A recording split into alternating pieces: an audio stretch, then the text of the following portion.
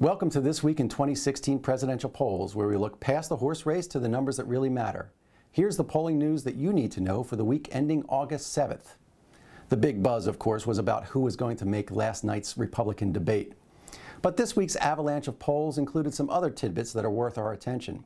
The big question, of course, which of the Republican contenders has the greatest potential for picking up voter support now that the campaign is in full swing? The NBC Wall Street Journal poll asked GOP voters who they would consider voting for, even if they aren't supporting them now.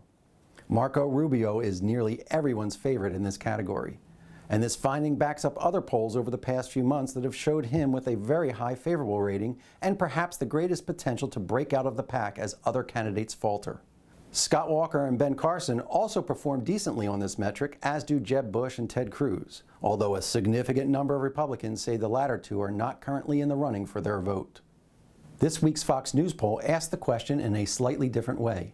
They found that 4 in 10 GOP voters would never cast a vote for Lindsey Graham, and 1 in 3 say the same for George Pataki, Chris Christie, and Donald Trump. Yes, that very same Donald Trump who is leading in the polls is also one of the top pariahs in the field.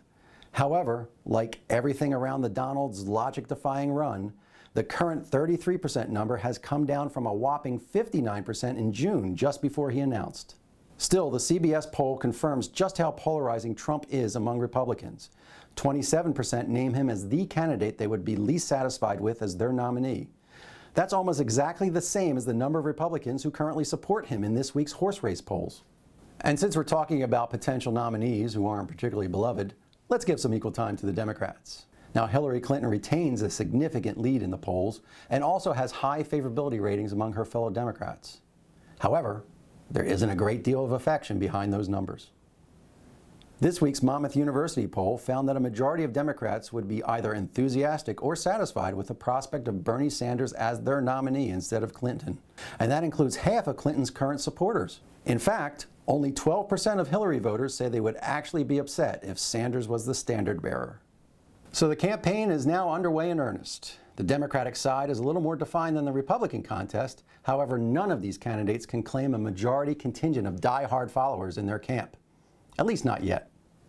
And those are the highlights and lowlights of this week in 2016 presidential polls. Until next time, I'm Patrick Murray from the Monmouth University Polling Institute.